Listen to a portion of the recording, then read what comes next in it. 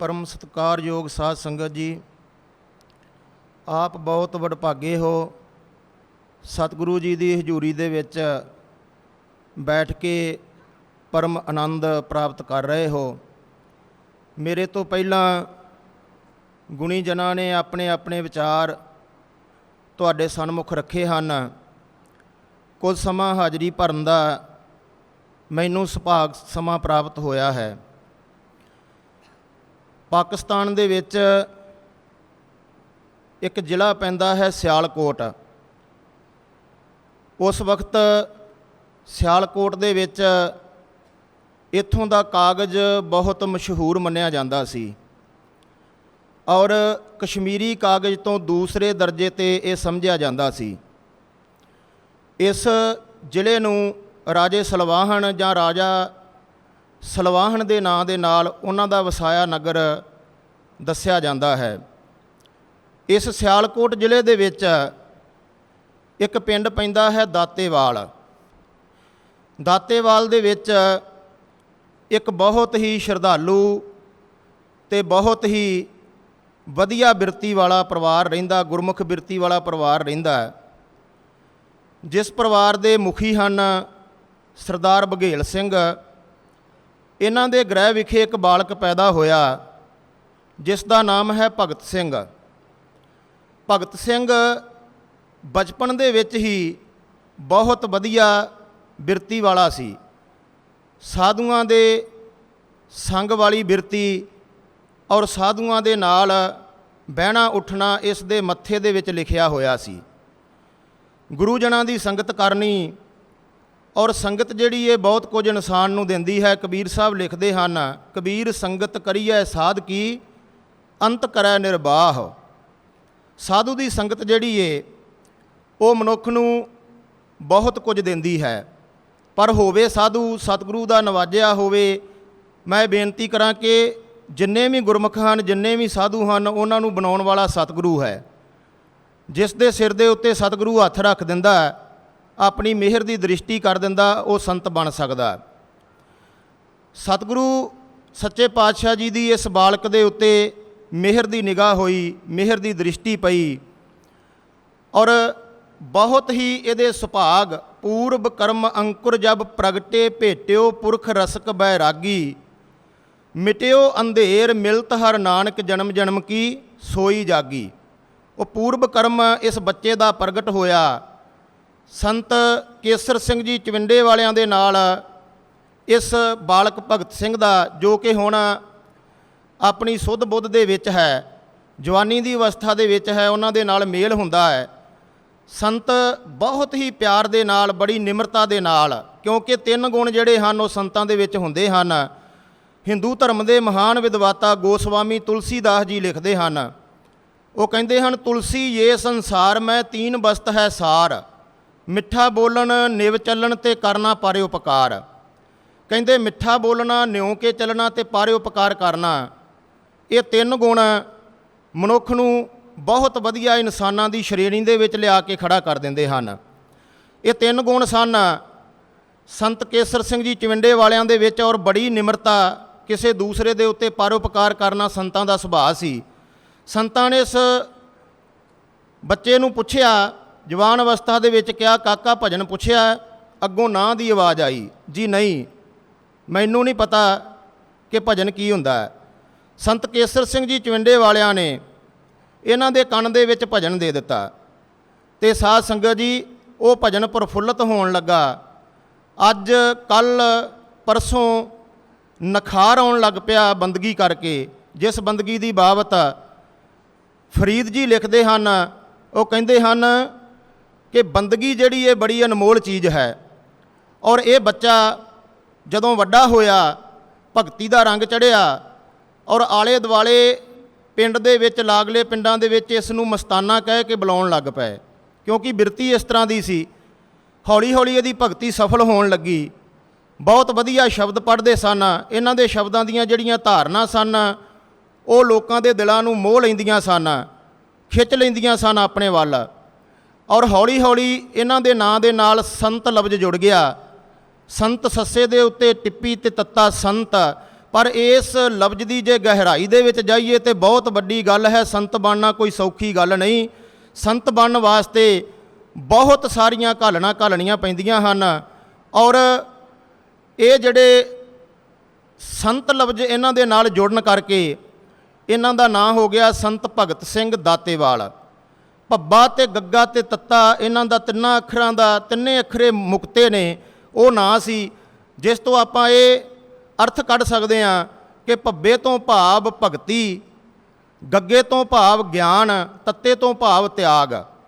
भगती जिस कोल होवे, भगती दी कमाई होवे, जिस कोल ज्ञान होवे, जिस कोल त्याग होवे, वो सारी दुनिया का त्याग कर देवे। भगता तै सै सारिया जोड़ कदे ना आया, तो कहिंदे वो संत हुंदा है। तो इन्हां ने इन्हां तिन्नां गल्लां दे उत्ते पहरा दिता और इन्हां दे नां दे नाल संत लफ्ज़ जुड़ गया, संत भगत सिंह जी दातेवाल। बहुत वड्डे प्रसिद्ध विद्वान सन ये, और जिथे भी दीवान लाया करते सन बड़े बड़े वड्डे जिहड़े लोग हैं, बड़े बड़े विद्वान लोग जिहड़े हैं वो निरुत्तर हो जाया करते सन। कहते हैं कि एक बारी श्री सतगुरु हरि सिंह सच्चे पातशाह जी दातेवाल गए। दातेवाल जदों गए तो उत्थे जिहड़े रागी सिंह सन उन्हां दे नाल अजोड़ता हो गई। उन्होंने चौंकी लाउण तो ना कर दी भी असी चौंकी नहीं लाउणी, अज राग नहीं करना। इस तरह की कोई उत्थे घटना वापरी तो सतगुरु हरि सिंह सच्चे पातशाह जी ने सूबा भगत सिंह जी दातेवाल वाल इशारा करके आखिया कि तुसीं दीवान लाओ। इन्हां ने बड़े रस दे विच धारना पढ़ियां और दीवान का ऐसा रस बजा कि सतगुरु हरि सिंह सच्चे पातशाह जी आप वैरागी अवस्था दे विच आ गए। दीवान की समाप्ति तो बाद श्री सतगुरु हरि सिंह सच्चे पातशाह ने मौज में जब आ गए कतरे से दरिया कर दिया। ऐसी अवस्था वेख के ते साध संगत जी सतगुरु हरि सिंह सच्चे पातशाह जी ने यह वर दिता संत भगत सिंह जी दातेवाल वालियां नूं। उन्होंने अपने पवित्र मुखार बिन तो आख्या, मस्तानिया तेरे अगे इस लोक दे लोकां ने ते की टिकना, जे ब्रह्म लोक दे लोक भी उतर के आ जाण ते वो भी निरुत्तर हो के जाणगे, तेरे अगे कोई टेक नहीं सकेगा। सतगुरु हरि सिंह सच्चे पातशाह जी ने यह वर दिता। संत भगत सिंह दातेवाल दी इतिहास की पड़चोल करदिआं जे आपां देखीए तो बहुत वड्डे ब्रह्म ज्ञानी सन, जिस दी बाबत गुरु अर्जन देव सच्चे पातशाह जी अपनी बाणी दे विच लिखदे हन, ब्रह्म ज्ञानी सदा निर्लेप जैसे जल में है कमल अलेप। गुरु साहब कहंदे ने कि जिवें कमल दा फुੱਲ चिक्कड़ दे विच पैदा हुंदा, चिक्कड़ तो उपर उठदा है, उपर उठ के पैदा हुंदा, इस तरह ही जिहड़े संत हन उन्हां नूं दुनियावी कोई भी मोह माया दा लालच जिहड़ा उहदा लेप नहीं लगदा, वो निर्लेप हुंदे हन। ते सूबा भगत सिंह जी दातेवाल वाले जिहड़े सन वो निर्लेप सन और अपना सारा जीवन उन्होंने परोपकार हित, परोपकार का भाव कि दूसरियां वास्ते अपना जीवन जिहड़ा वो ला देना। पंडित हरदयाल जी सार कितावली दे विच लिखदे हन, उन्हां लिखिया, सरता ना अचे अपने जल कौ, ना कदाप भखै बृख स्वै फल कौ, सस कौ न अबर कभी भख है, तो धन पर हेत बड़े रख है। पंडित जी लिखते हैं, सरता ना अचे अपने जल को, जिहड़ी नदी है ना, नदी अपना पानी नहीं कदी पींदी, वो तुहानूं सुख देण वास्ते वगदी है, जां उत्थों पशु पानी पींदे आ, जां आपां लिया के पानी पीने आ, जल पीने आ लिया के नदी दा, पर नदी अपना जल कदी खुद आप नहीं पींदी। सरता ना अचे अपने जल कहो, ना कदाप भखै बृख स्वै फल कहो। कहंदे जिहड़ा बृख आ, भावें अमरूद दा, भावें अंब दा, भावें जामन दा, कोई भी फलदार जिहड़ा दरख्त आ वो अपना फल आप नहीं खांदा, उहदा फल असीं तोड़ के खाने आ। ते वो साडे वास्ते जिउंदा, धुੱਪ दे विच खड़दा, छां दे विच खड़दा, कक्कर दे विच खड़दा, कोरे दे विच खड़दा, वो आप मुश्किलां झल के ते सानू फल दिंदा खाण वास्ते भी साडे विच जान आवे। इसे तरह ही जिहड़े संत हन वो परोपकारी हन।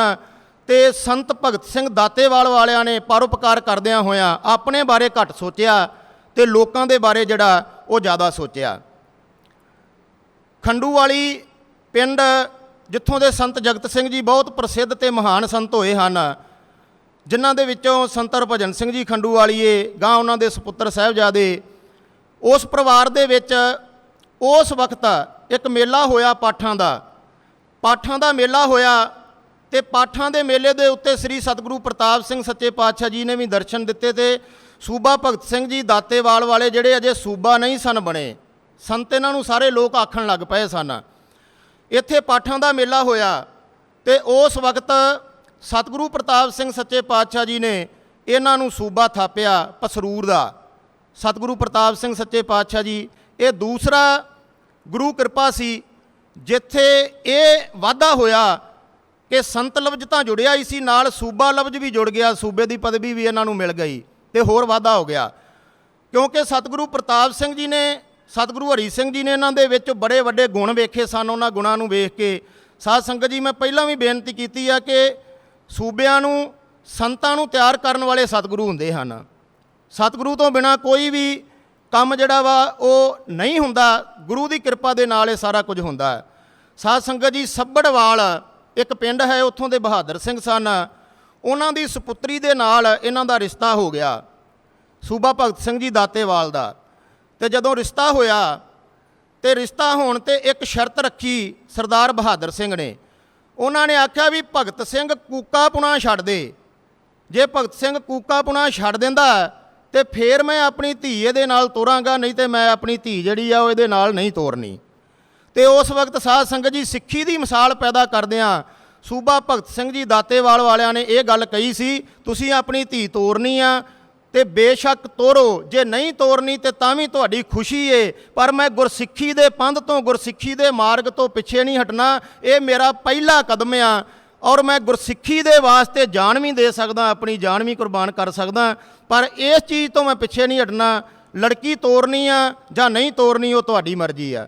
7 ਮਹੀਨੇ ਹੋਰ ਵੇਖਿਆ, 7 ਸਾਲ ਦਾ ਸਮਾਂ ਜਿਹੜਾ ਉਹ ਗੁਜ਼ਰ ਗਿਆ ਔਰ ਬਹਾਦਰ ਸਿੰਘ ਜਿਹੜਾ ਸੀ ਉਹ ਨੀਵਾਂ ਹੋਇਆ।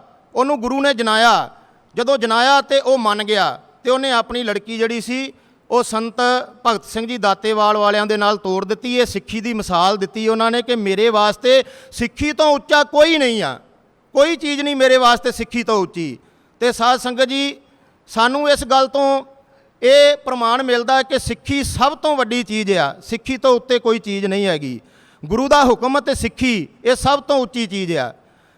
ਮੈਂ ਇੱਕ ਬੇਨਤੀ ਹੋਰ ਕਰਨੀ ਆ ਕਿ ਸੂਬਾ ਭਗਤ ਸਿੰਘ ਜੀ ਦਾਤੇਵਾਲ ਵਾਲੇ ਜਿਹੜੇ ਗੁਰਬਾਣੀ ਦੇ ਸ਼ਬਦ ਬਣਾਉਂਦੇ ਹੁੰਦੇ ਸਨ ਨਾ, ਧਾਰਨਾ ਬਣਾਉਂਦੇ ਹੁੰਦੇ ਸਨ, ਉਹ ਉਹਨਾਂ ਦੀਆਂ ਅਲੌਕਿਕ ਹੁੰਦੀਆਂ ਸਨ। ਕਿਸੇ ਨੂੰ ਆਪਣੇ ਵੱਲ ਖਿੱਚ ਲੈਣਾ, ਆਪਣੀ ਰਸਨਾ ਦੇ ਨਾਲ, ਆਪਣੀਆਂ ਧਾਰਨਾ ਦੇ ਨਾਲ ਮੋਹਿਤ ਕਰ ਲੈਣਾ, ਇਹ ਬੜੀਆਂ ਵੱਡੀਆਂ ਗੱਲਾਂ ਹੁੰਦੀਆਂ ਹਨ। ਸੂਬਾ ਭਗਤ ਸਿੰਘ ਜੀ ਦਾਤੇਵਾਲ ਵਾਲਿਆਂ ਨੇ ਆਪਣੀਆਂ ਧਾਰਨਾ ਜਿਹੜੀਆਂ ਖੁਦ ਬਣਾ ਕੇ ਉਹ ਦੀਵਾਨਾਂ ਦੇ ਵਿੱਚ ਬੋਲਿਆ ਕਰਦੇ ਸਨ। ਸਰਗੋਦੇ ਹੋਲਾ ਹੋਇਆ, ਹੋਲੇ ਦੇ ਵਿੱਚ ਬਹੁਤ ਵੱਡਾ ਨਜ਼ਾਰਾ ਜਿਹੜਾ ਉਹ ਵੱਜਾ। ਉਸ ਵਕਤ ਅੰਗਰੇਜ਼ ਗੌਰਮੈਂਟ ਦਾ ਪਹਿਰਾ ਸੀ ਇਸ ਹੋਲੇ ਦੇ ਉੱਤੇ। ਉਹ ਪਲ ਪਲ ਦੀ ਜਾਣਕਾਰੀ ਰੱਖ ਰਹੇ ਸਨ ਕਿ ਇੱਥੇ ਕੀ ਹੋਣਾ, ਕੂਕੇ ਇਕੱਠੇ ਹੋਣੇ ਆ, ਕੋਈ ਬਗਾਵਤ ਦਾ ਮੁੱਢ ਨਾ ਵੱਜੇ। ਉਹ ਸਾਰਾ ਕੁਝ ਆਪਣੀ ਨਿਗਰਾਨੀ ਦੇ ਵਿੱਚ ਦੇਖ ਰਹੇ ਸਨ। ਔਰ ਉੱਥੇ ਸਰਗੋਦੇ ਜਦੋਂ ਹੋਲਾ ਹੋਇਆ ਤੇ ਸਾਧ ਸੰਗਤ ਜੀ, ਉਸ ਹੋਲੇ ਦੇ ਉੱਤੇ ਸੂਬਾ ਭਗਤ ਸਿੰਘ ਜੀ ਦਾਤੇ ਵਾਲਿਆਂ ਨੇ ਦੀਵਾਨ ਸਜਾਇਆ। ਦੀਵਾਨ ਸਜਾਇਆ ਤੇ ਉੱਥੇ ਪਹਿਲੇ ਦਿਨ ਇਹ ਦੀਵਾਨ ਸੱਜਿਆ। ਸੰਤਾਂ ਨੇ ਧਾਰਨਾ ਪੜ੍ਹੀਆਂ, ਸੰਤਾਂ ਨੇ ਗੁਰਬਾਣੀ ਦੇ ਵਿੱਚੋਂ ਪ੍ਰਮਾਣ ਲੈ ਕੇ ਤੇ ਕੀਰਤਨ ਕੀਤਾ। ਉੱਥੇ ਇੱਕ ਨੱਥਾ ਸਿੰਘ ਹਵਲਦਾਰ ਸੀ। ਨੱਥਾ ਸਿੰਘ ਹਵਲਦਾਰ ਸੀ, ਉਹਦੀ ਹਵਾ ਬੜੀ ਵਿਗੜੀ ਹੋਈ ਸੀ। ਉਹ ਹੰਕਾਰੀ ਸੀ, ਮਨ ਦੇ ਵਿੱਚ ਬੜਾ ਮਾਣ ਰੱਖਦਾ ਸੀ, ਘਮੰਡ ਰੱਖਦਾ ਸੀ। ਉਹਨੇ ਸਟੇਜ ਦੇ ਕੋਲ ਆ ਕੇ ਤੇ ਕਈ ਕੁਝ ਬੋਲਣਾ ਸ਼ੁਰੂ ਕਰ ਦਿੱਤਾ। ਇੱਥੋਂ ਤੱਕ ਬੋਲ ਦਿੱਤਾ ਕਿ ਉਹਨੇ ਵੇਖਿਆ ਕਿ ਸੂਬਾ ਜੀ ਦਾ ਦੀਵਾਨ ਲੱਗਾ ਹੋਇਆ ਤੇ ਆਲੇ ਦੁਆਲੇ ਮਸਤਾਨੇ ਜਿਹੜੇ ਆ ਉਹ ਨੱਚ ਰਹੇ ਹਨ। ਸ਼ਬਦ ਦੀ ਚੋਟ ਲੱਗੀ ਹੋਈ ਏ ਤੇ ਨੱਚ ਰਹੇ ਹਨ।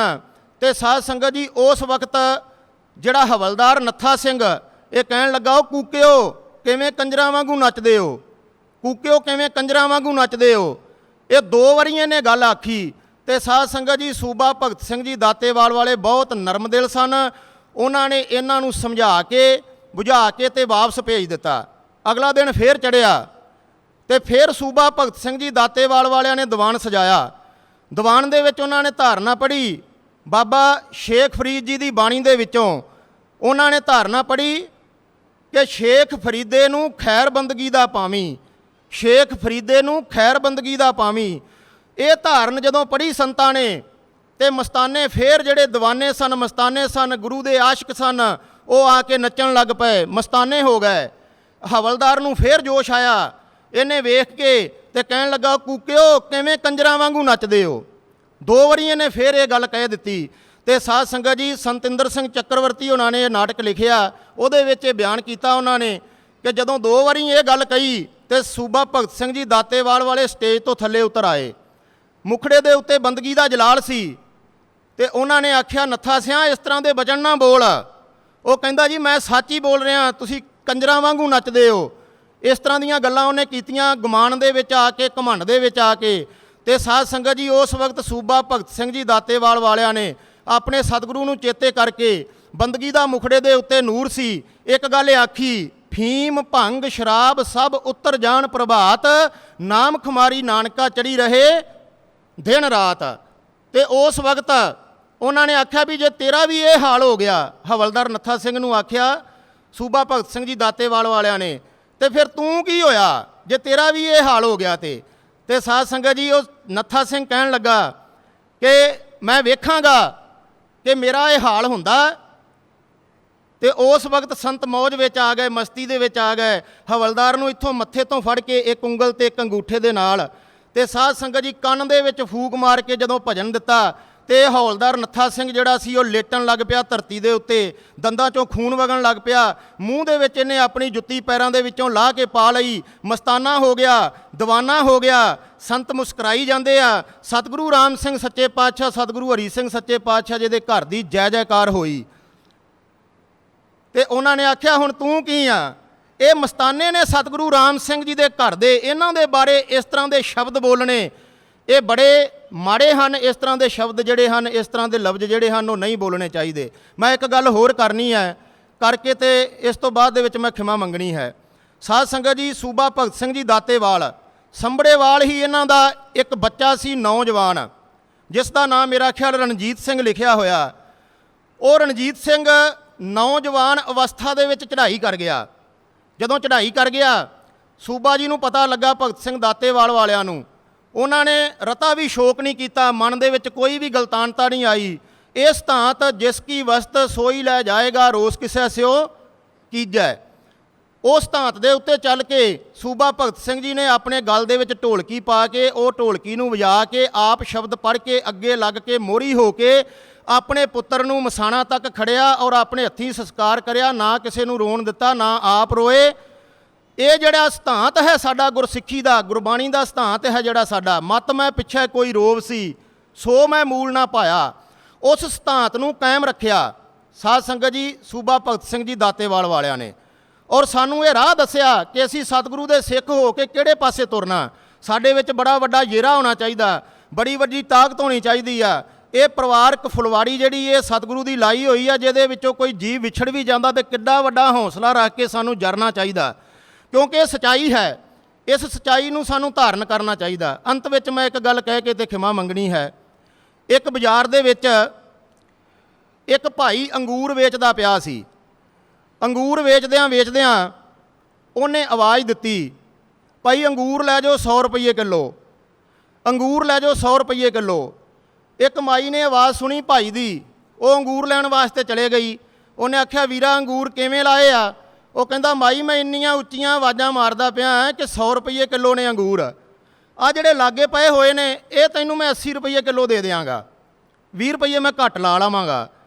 ਉਹ ਮਾਈ ਨੇ ਸੁਣ ਲਿਆ। ਉਹਨੇ ਆਖਿਆ ਵੀਰਾ ਜਿਹੜੇ ਅੰਗੂਰ ਇਹ ਪਏ ਹੋਏ ਨੇ ਇਹਨਾਂ ਦੀ ਕੀਮਤ ਤੂੰ 100 ਰੁਪਈਆ ਦੱਸਦਾ, ਜਿਹੜੇ ਨਾਲ ਟੁੱਟੇ ਹੋਏ ਪਏ ਹੋਏ ਹਨ ਉਹਨਾਂ ਦੀ ਕੀਮਤ ਤੂੰ 80 ਰੁਪਏ ਦੱਸਦਾ, ਇਹ ਕਿਉਂ?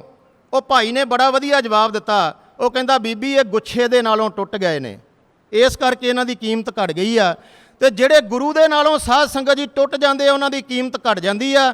ਸੂਬਾ ਭਗਤ ਸਿੰਘ ਦਾਤੇਵਾਲ ਦੀ ਇਹ ਬੜੀ ਵੱਡੀ ਸਿਫਤ ਆ ਕਿ ਉਹ ਸਾਰੀ ਉਮਰ ਗੁਰੂ ਦੇ ਨਾਲ ਜੁੜੇ ਰਹੇ, ਗੁਰੂ ਦੇ ਚਰਨਾਂ ਦੇ ਨਾਲ ਜੁੜੇ ਰਹੇ ਔਰ ਉਹਨਾਂ ਨੇ ਸਾਨੂੰ ਗੁਰਸਿੱਖੀ ਮਾਰਗ ਦੇ ਉੱਤੇ ਚੱਲਣ ਦਾ ਰਾਹ ਦੱਸਿਆ। ਮੈਂ ਇੰਨੇ ਸ਼ਬਦ ਕਹਿੰਦਾ ਹੋਇਆ ਖਿਮਾ ਦਾ ਜਾਚਕ ਹਾਂ। ਸਤਿ ਸ੍ਰੀ ਅਕਾਲ।